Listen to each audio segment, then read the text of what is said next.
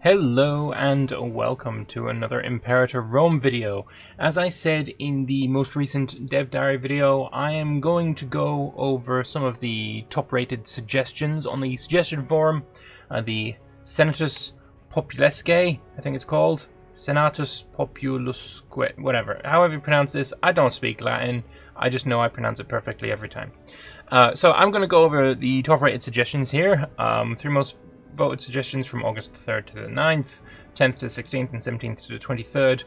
I'm going to give my opinions on them, ways in which I would change them or tweak them slightly if applicable, whether I think they'd be even a good addition to the game at all, that kind of thing. Just basically, I want to give my opinion on the things here. First, we'll have a look at the purpose of the Senatus Populusque forum.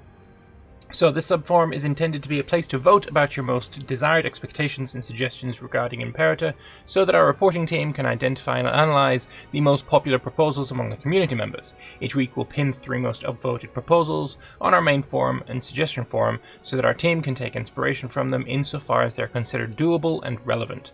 Therefore, we encourage you to post your suggestions here, above all, to vote for each of them and to get the most accurate feedback on your expectations. To facilitate the reading of our report team and ensure relevant analysis of your messages, we ask to keep the message only about proposing suggestions without cross-topic or off-topic suggestions or discussions or whatever. Read the suggestions already made and not repost your message several times.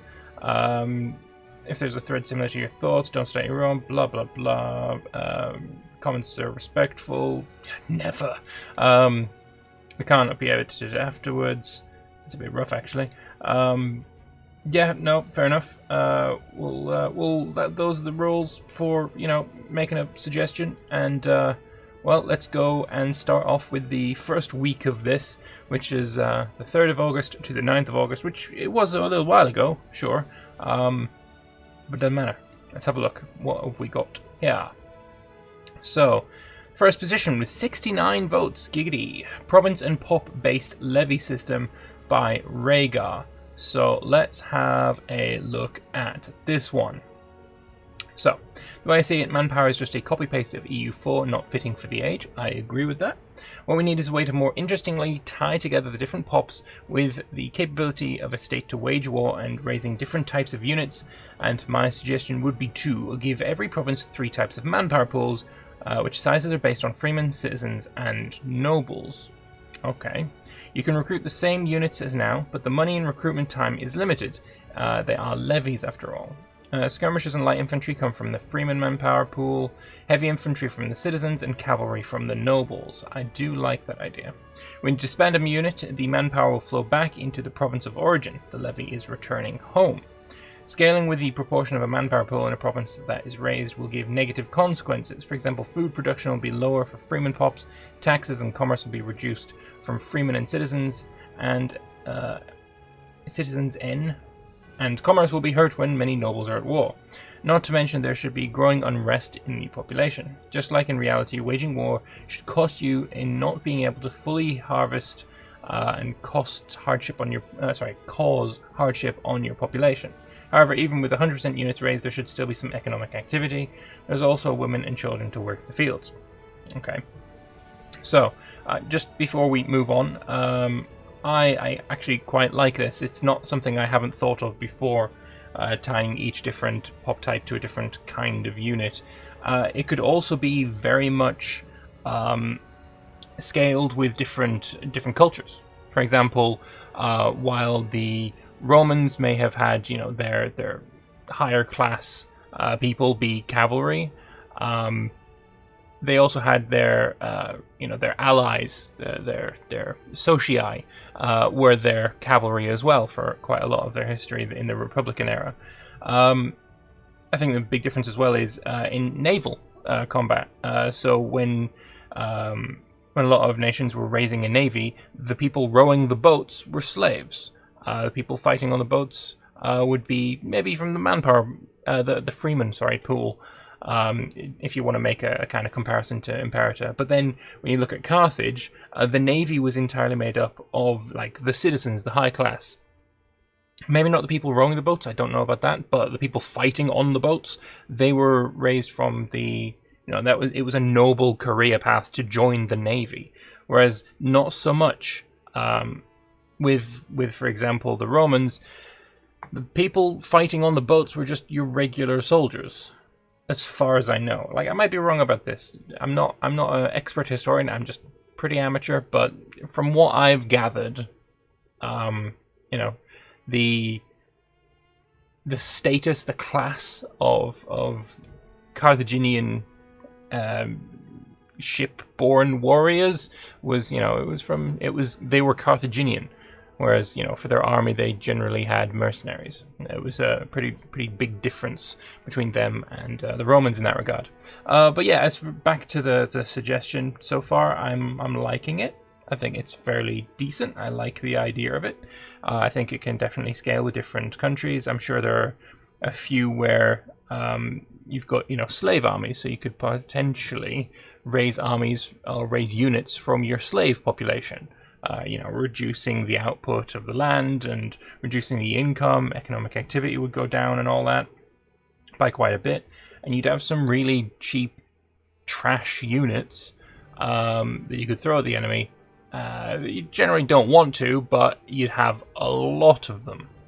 And it's maybe something that you can consider. Anyway, moving on. When men die in battle, the units will be replenished from the province of origin.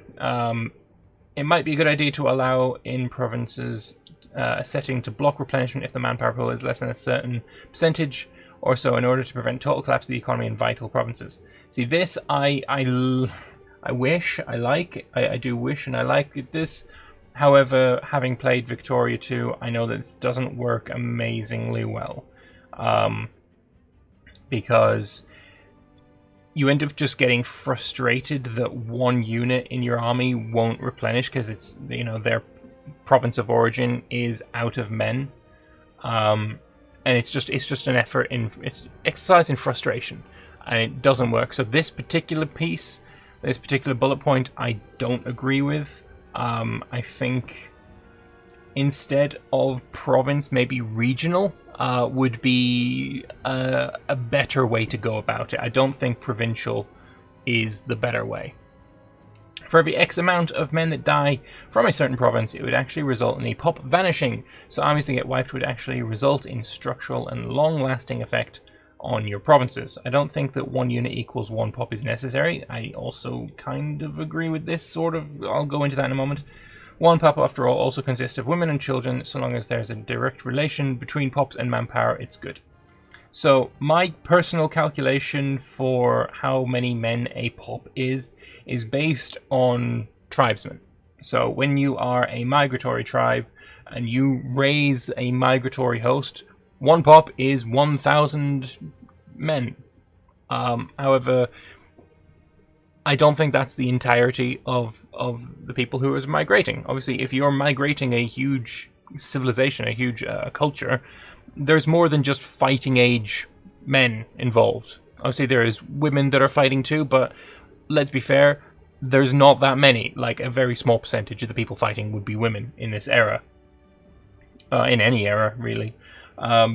So, I think you've got to think of, you know, the average age of people, the age at which people can fight. You also got to think there's going to be women and children involved in this, you know, migratory unit of 1,000 people.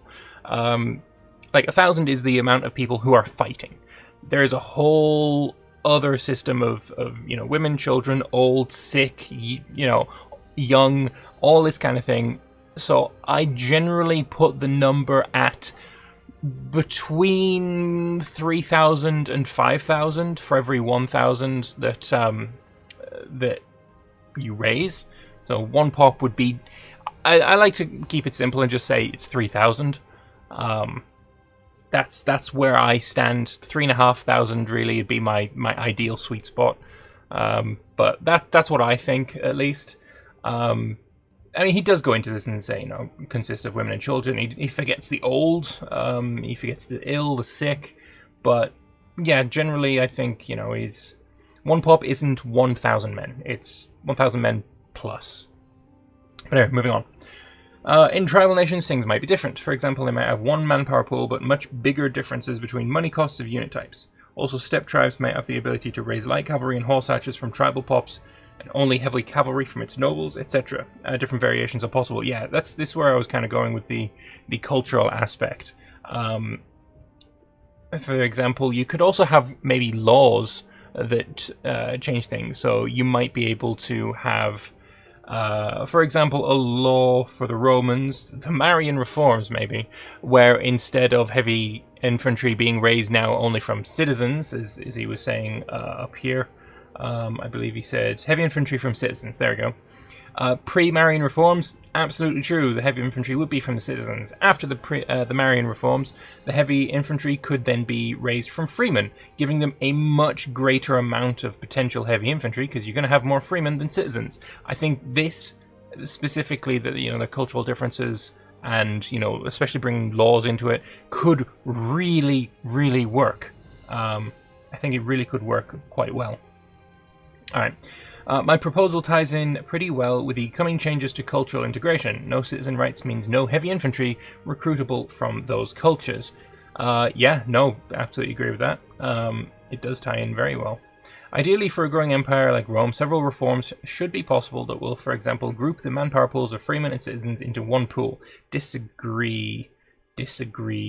Allowing heavy infantry recruitment at a higher cost because government is supplying armor in that mechanic, or ideally the majority of light infantry and cavalry is supplied from the subjugated nations and cultures, while the true Romans would just be stomping around in heavy armor. Don't really agree with this bullet point, honestly. I think, the idea of, passing the Marian Reforms and now you can raise from the freemen is a better way to go about it.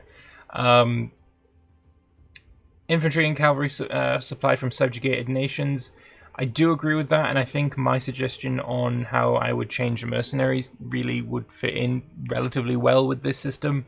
I think that's still a good idea that I would like to see implemented. And there's going to be a link to my suggestions playlist in the description below if you want to go and have a look at what my suggestion there is. In the same vein, I could imagine certain reforms that will dampen the effect of having raised a certain portion of your manpower, allowing more standing armies like the Romans evolve to. Perhaps also with a mechanic that will have pops slowly transferring from the province of origin towards a province you designate as a settlement area for retiring veterans for long-lasting legions. I could see a different system here. So I could see a system whereby when you disband a unit, you've got two disband buttons. Disband and return to province of origin, which would have the pop be in sort of a limbo state for maybe a year, where you don't have the unit or the pop. And they would travel back to wherever they came from, wherever they were raised from, whatever region that was. Or you could have them disband into the province they're currently standing in. So you could, do your military colonies that way. You colonize areas purely by, disbanding an amount of troops in that area. That could work really well, I think. In order to make this work, I feel that instead of the current recruitment from army or province mechanic, we need something along the lines of the EU4 macro builder recruitment. When you select heavy infantry, you could instantly see hovering over every province the number of manpower left, number of max manpower, perhaps in green, yellow, and red. Manpower left. That should definitely make raising new units easier and make this setup easy to use and oversee the consequences. Yeah, making whatever suggestions you come up with, I think definitely there needs to be some way of making it easy to use and making it more accessible, and having a UI that works for it. Hacky workaround things, even if they're like really in-depth and awesome and cool, if it's a hacky workaround that you're going with, it doesn't feel intuitive, then it's a big problem. So yeah, definitely, have something to make it easy to use. Building and maintaining city walls and fortresses could eat up a continuous portion of manpower because they need to be manned. Yeah, I'm okay with that too. Thanks for reading. I hope my thoughts are clear. I feel the system would help Imperator finding its own place in the sun a bit more. I feel with the current game, it should be an interesting and possible addition to the game, making things just a bit deeper. I feel the system is very well possible in a fun and engaging way. At the same time, it would make a big step towards a more realistic mechanism in the game. This way, for the Diadochi, it will actually make sense to think about how much rights they want to give other cultures, or that they want to rather keep founding new Greek colonies to get a healthy supply of Greek heavy infantry. Yeah, no, agreed. One thing he didn't mention there, especially with this culture integration, is, you know how with Imperator you have your military traditions? You know, the Greeks have their Greek military traditions. I have a feeling that you could split that into, you know, the various different cultures in your empire. You could have the Persians in your empire still going down the Persian military traditions list, and you know, if you can see that the Persians in your empire have a military tradition for extra horse archer peoples, then you know, you might want to consider letting the Persians have a few more rights so that you can get access to those tasty horse archers potentially. But anyway, yeah, no, I like this idea. I think it is a good system, and clearly people agree with it. 69 upvotes, although now it's at 76, and only 3 negatives. I think it's a good start to this Senatus Populusque. It's a good start for sure. All right, let's move on to number 2. Second suggestion that won your support is Tomikek's thread titled Add Epidemic, which received 59 positive votes. And let's go and check that one out. So this one's a pretty short one. From what I've read in history books, epidemics and disease outbreaks were quite often in ancient times. Imperator world would be more dynamic if there were disease outbreaks that could be transmitted by ships, army, trade, etc. And also make a map mode for it like CK2+, making it visible on the map by adding visual dark fog over the infected territory. Agreed, solid agree. It's something that I've pointed out before. If you go and look at my most popular video of all time, the video entitled Imperator Rome has a problem with megacities, I think it's called. I make this argument. I think, you know, it would help with curbing the excesses of megacities, which are ahistorical and not fun, at least for me. It would provide a balance, a counterbalance. You make your city too big and too cramped, there's gonna be a disease, and it's gonna hurt quite a bit. So yeah, I'm fully in support of adding disease and plague and fire and drought and flooding and fucking Hades reaching up from the ground to murder your face, all that kind of thing. I'm totally in favor of it. It's a good suggestion. Agreed. All right, let's actually go back to this one because I agreed with this one. I'm just gonna pop him a like. Oh, I already did. Cool, I already did that. All right. Lastly, finally, for today, the third suggestion to have received the most upvotes is the one from Cantoli, who launched the technology overhaul thread, which received 43 votes. Let's go and have a look at that one. So, some might remember my original thread in the forums. It goes a lot more in depth on the topic and also includes more concrete suggestions together with some top-notch illustrations. It was the most popular of my original batch, so I thought I'd put it here. I will go and check this after we've read this bit. The gist of the matter is that the current implementation of technology in Imperator, in my opinion, can fall both short of the subject matter's potential, as well as misrepresent some historical relations. It's exceedingly linear and predictable in terms of gameplay impact, and features a multitude of opportunities where the player could potentially get more of a say on the matter of how their country develops over the course of the game. No, I agree. It is very, very linear. Just having 4 paths that just inexorably trundle forwards. No branching kind of technology. The inventions are, for the most part, like 90% of the part, completely identical across all cultures. Yeah, no, nothing to disagree with here. In my suggestion, the technology interface is expanded into an array of fields, maybe comparable to EU4 idea groups, as per the further subdivision into individual technologies, which give actual boni. When a country has a specific field active, the number of techs or boni they get from it is decided by an XP bar, which can gain or lose XP over the course of the game, wherein every field also has its own unique ways of gaining experience.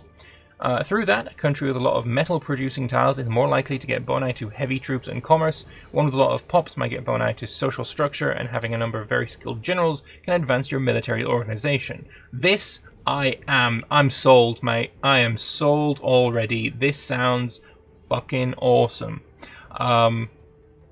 Yeah, because if you think about it, with technology right now, all it takes is for you to have a fuck ton of citizens and a fuck ton of nobles, right? Say you're Athens and you've got tons of these 2-pop types. You have maybe a really high martial guy in your technology that's also giving you a bonus, but that's not even necessary.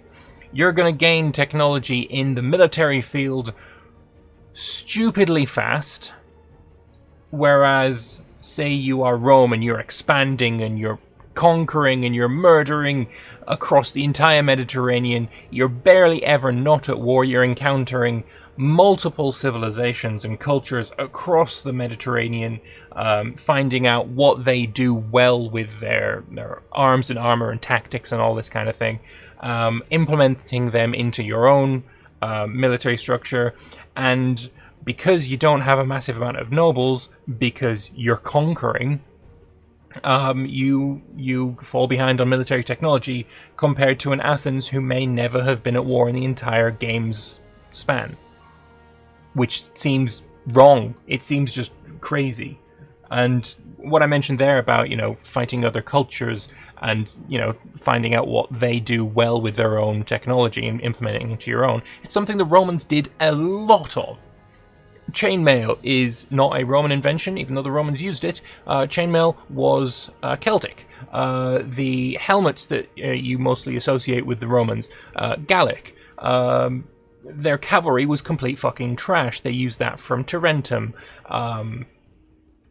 There's just so... The Romans didn't really invent things. They saw what others were doing, and they implemented that incredibly well into their own structure. They didn't really invent things, though. The gladius, did they take that from the Sibyllians or maybe the Etruscans?